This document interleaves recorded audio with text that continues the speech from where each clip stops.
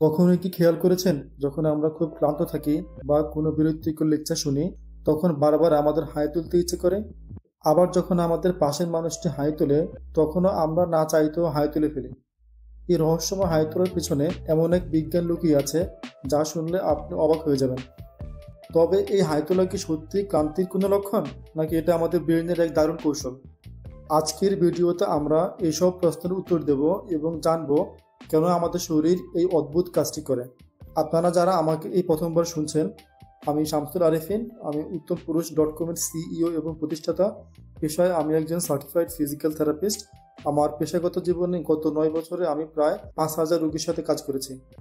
তবে কথা আর না বাড়িয়ে চলুন আমাদের মূল আলোচনা শুরু করা যাক। হাই তোলার পেছনে বেশ কিছু বৈজ্ঞানিক ব্যাখ্যা থাকলেও 4টি কারণ সবচেয়ে বেশি গুরুত্বপূর্ণ এবং বৈজ্ঞানিকভাবে সমর্থিত। চলুন তাহলে এক এক করে জেনে নেই সেই কারণগুলো।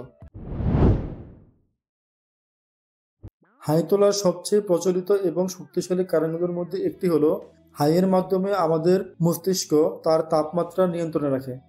আমাদের মস্তিষ্ক অনেকটা কম্পিউটারের প্রসেসের মতোই কাজ করে। একটি প্রসেসর ঠিকমতো ফাংশন করার জন্য যেমন একটি নির্দিষ্ট তাপমাত্রায় থাকা প্রয়োজন, আমাদের ব্রেইনের জন্য কিন্তু তাই। মস্তিষ্ক ঠিকভাবে তার কাজ করার জন্য একটি নির্দিষ্ট তাপমাত্রা দরকার হয়। কিন্তু আপনি যখন ক্লান্ত থাকেন বা কোনো বিরক্তিকর কাজ করেন, তখন মস্তিষ্কের তাপমাত্রা কিছুটা বেড়ে যায়।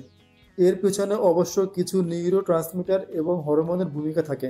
এখন কথা হলো, কম্পিউটারের প্রসেসরের তাপমাত্রা নিয়ন্ত্রণে রাখার জন্য কম্পিউটারে যেমন কুলিং সিস্টেম থাকে, তেমনি আমাদের মস্তিষ্কের তাপমাত্রা বেড়ে গেলে এর তাপমাত্রা কমানোর জন্য ন্যাচারাল কুলিং সিস্টেম হলো হাই তোলা। হাই তোলার সময় আমরা দীর্ঘ এবং গভীর শ্বাস গ্রহণ করি, যার ফলে শীতল বাতাস আমাদের ফুসফুসে প্রবেশ করে। এই শীতল বাতাস তখন রক্তের মাধ্যমে মস্তিষ্কে পৌঁছায় এবং রক্তনালীগুলোকে ঠান্ডা করে। একই সাথে হাই তোলার সময় আমাদের মুখের পেশিগুলো সংকুচিত হয়, যা মস্তিষ্কে রক্ত সঞ্চালন বাড়িয়ে দেয় এবং জমা হওয়া অতিরিক্ত তাপকে শরীর থেকে বের করে দিতে সাহায্য করে। এভাবেই এটি মস্তিষ্কের জন্য একটি প্রাকৃতিক কুলিং সিস্টেমের মতো কাজ করে। হাই তোলার আরেকটি গুরুত্বপূর্ণ কারণ হলো আমাদের মস্তিষ্ককে জাগিয়ে তোলা এবং সতর্ক করা। যখন আমরা কোনো বোরিং কাজ বারবার করি বা কোনো বোরিং মুভমেন্ট ফেস করি, যেমন কোম্পানির মাসিক আয় ব্যয় নিয়ে কোনো মিটিংয়ে অ্যাটেন্ড করা কিংবা কোনো বোরিং লেকচার শোনা, তখন আমাদের মস্তিষ্কের কার্যকারিতা কমে আসে। এই সময় আমাদের মস্তিষ্ক অনেকটাই নিস্তেজ হয়ে পড়ে। হাই তোলার মাধ্যমে শরীর মস্তিষ্কের এই ঝিমিয়ে পড়া ভেঙে দিতে চায়। হাই তোলা হলে আপনি গভীরভাবে শ্বাস গ্রহণ করেন এবং মুখের পেশিগুলি সর্বোচ্চ প্রসারণ হয়। এ কারণে আপনার হৃদস্পন্দন কিছুটা বেড়ে যায় এবং অক্সিজেন সমৃদ্ধ রক্ত তখন দ্রুত মস্তিষ্কে পৌঁছায়, যা মস্তিষ্কের কোষগুলিকে উদ্দীপ্ত করে। এর ফলে মস্তিষ্কের কার্যক্ষমতা সাময়িকভাবে বৃদ্ধি পায় এবং আপনি কিছুটা সজাগ ও সতর্ক অনুভব করেন। হাই তোলার আরেকটি কারণ হলো সামাজিক যোগাযোগ এবং সহানুভূতি।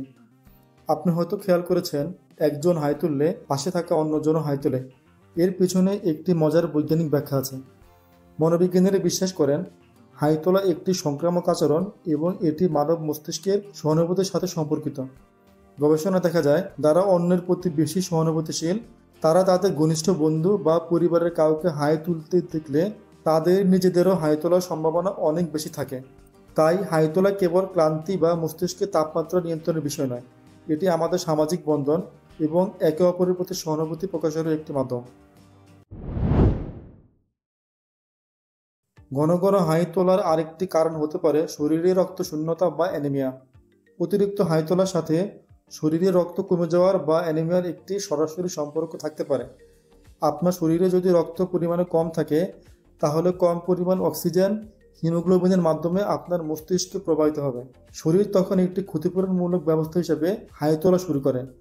হাই তোলার মাধ্যমে এক প্রকার গভীর শ্বাস নেওয়া হয়, যার ফলে ফুসফুস অধিক পরিমাণে অক্সিজেন টেনে নেয় এবং মস্তিষ্কে অক্সিজেনের সরবরাহ কিছুটা বাড়াতে সাহায্য করে।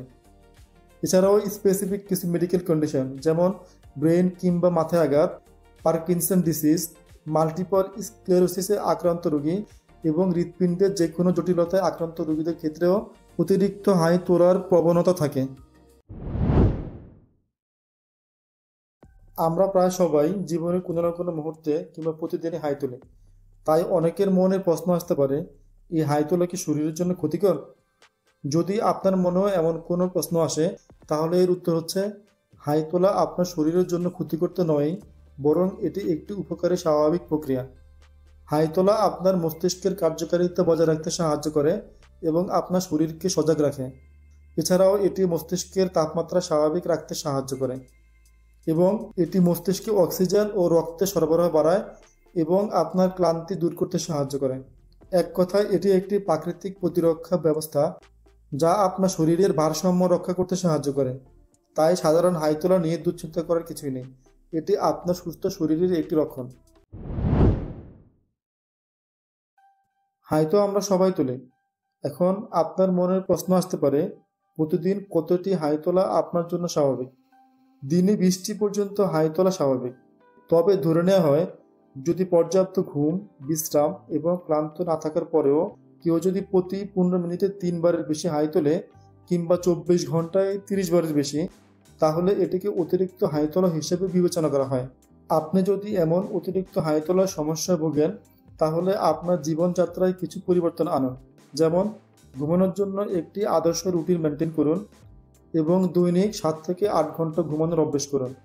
পর্যাপ্ত পরিমাণে বিশ্রাম নিন। আপনার খাদ্য তালিকায় রাখুন iron, vitamin B12, vitamin B9, copper, vitamin A এবং ভিটামিন C সমৃদ্ধ খাবার। এছাড়াও ভালো ঘুমের জন্য ক্যালসিয়াম এবং ম্যাগনেসিয়াম সাপ্লিমেন্ট আকারে খেতে পারেন। প্রতিদিন অন্তত 20 মিনিটের জন্য প্রকৃতির মধ্যে হাঁটুন। আর যদি আপনি থাকেন কোনো কংক্রিটের জঙ্গলে, তাহলে বাসার ছাদকে ব্যবহার করতে পারেন। নিয়ম করে প্রতিদিন শ্বাস প্রশ্বাসের ব্যায়াম করুন।